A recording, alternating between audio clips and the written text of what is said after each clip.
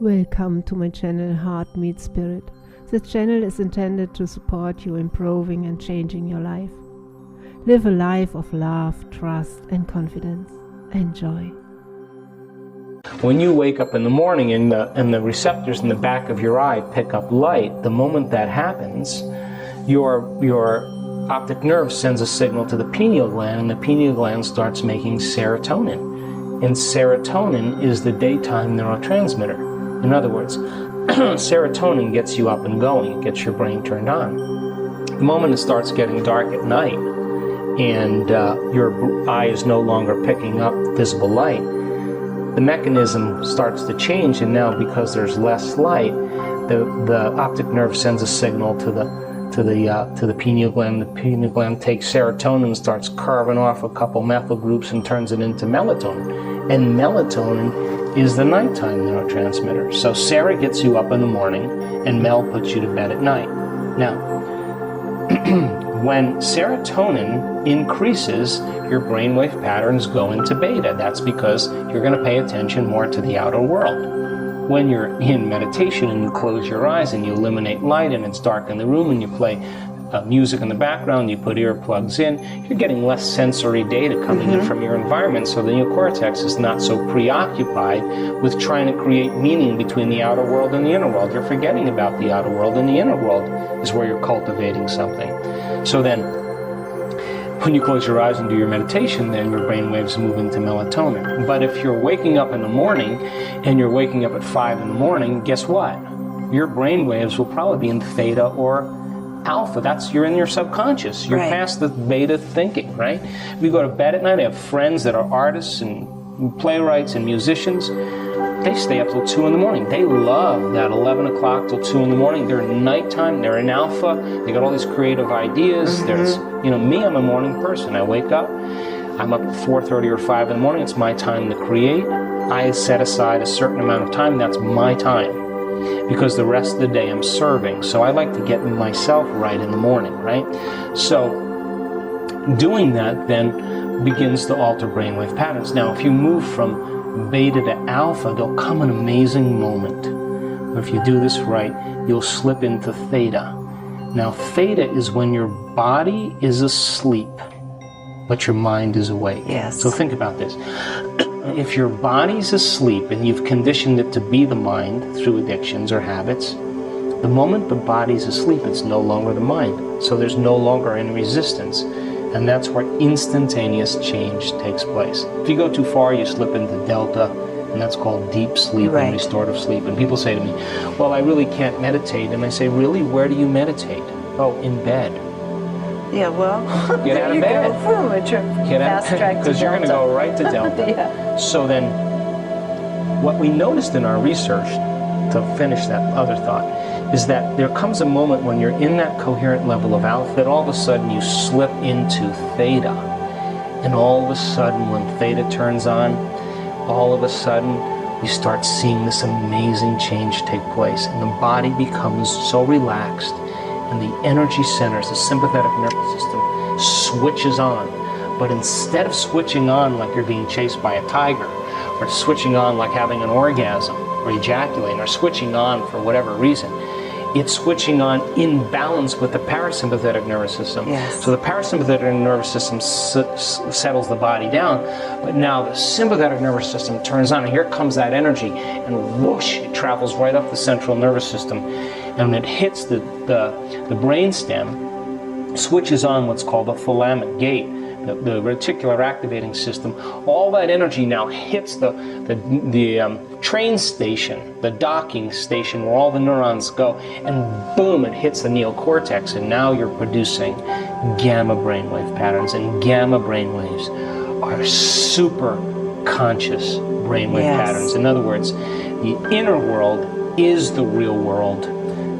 The experience is so profound energetically that you never forget the moment. That's when you rewrite the program. That lady we showed having ecstasy and taking in a state of ecstasy in their meditation, she was in high gamma.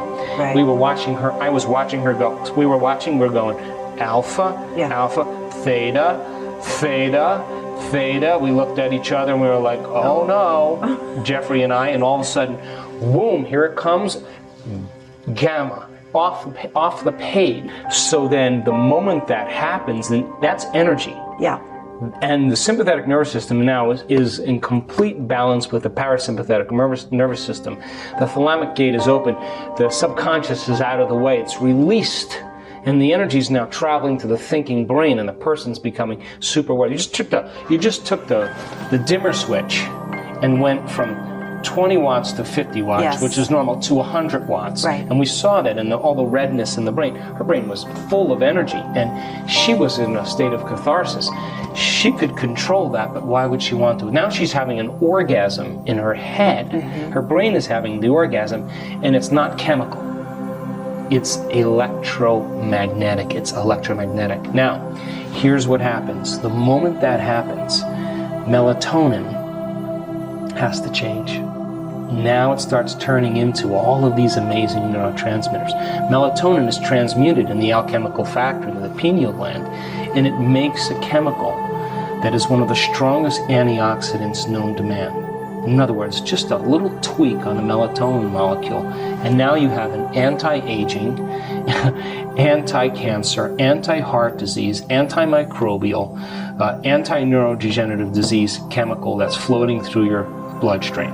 That's like the first thing. HGH or something? What is it? No, it's an antioxidant. It's all those things. Oh, so wow. You just take a methyl group and twist it, and it turns out. Then if you take melatonin and you change it again, it creates a phospholuminescent chemical, the same chemical found in the electric eel.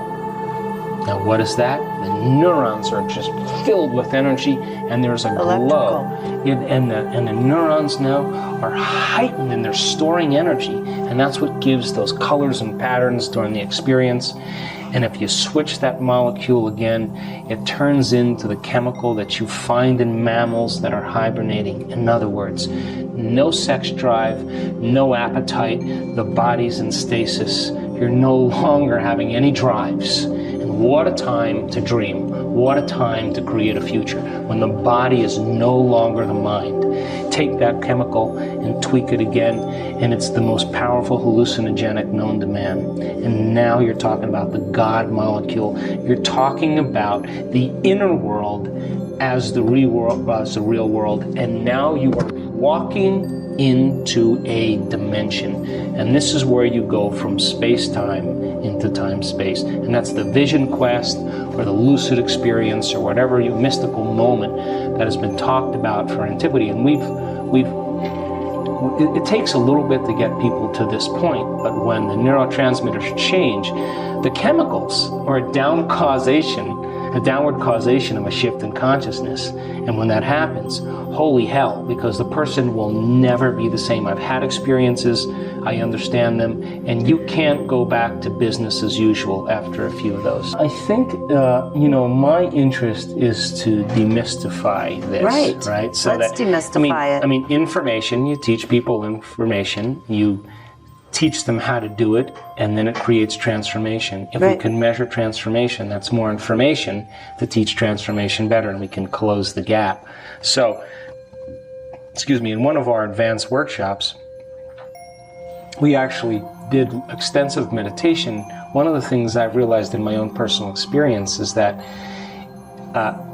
you have to go past the point where you want to lay down in your meditation. There comes a point when you want to lay down, or you want to give up or stop. If you go a little bit past that point and you sit up a little bit longer, and then you lay down, and you can do it early in the morning, because the neurotransmitters are just right. They're not quite melatonin, they're not quite serotonin, they're in between. And if you can get up and do your meditation early enough and sit up for an extended period of time and then lay down, the light show is going to begin. Yes. And so I started having these mystical experiences a couple years ago, and I would literally, they were so unusual that I had to go back to my quantum physics books and begin to look at what exactly was going on. But I wasn't taking any drugs. My brain was the pharmacy, in a sense.